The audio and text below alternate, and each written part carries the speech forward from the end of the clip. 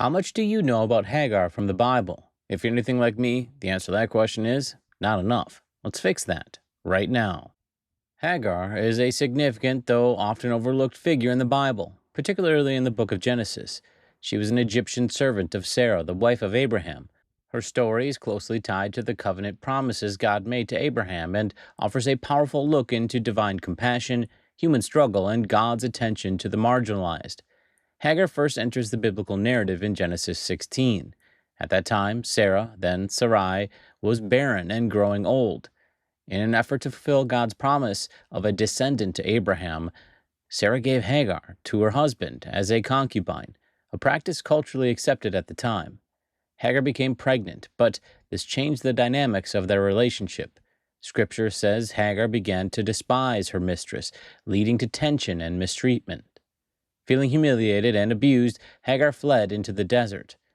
While in the wilderness, Hagar experienced a divine encounter. An angel of the Lord found her near a spring and spoke to her with compassion. He instructed her to return to Sarah and submit, but also gave her a powerful promise. Her son would be named Ishmael, meaning God hears, because the Lord had heard her misery. And the angel said Ishmael would be the father of a great nation, a wild and free man, symbolizing independence and strength. Hagar responded with awe and faith. She called God El Roi, meaning the God who sees me, marking the only place in the Bible where a person gives God a name. This moment illustrates a profound truth. Even a foreign servant woman, fleeing in distress, was seen and valued by God.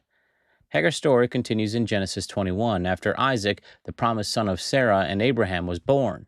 Sarah demanded that Hagar and Ishmael be sent away. God told Abraham to listen to Sarah, but assured him that Ishmael would also become a great nation.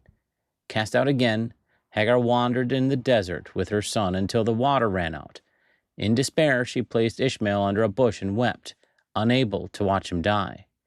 God again heard her cries.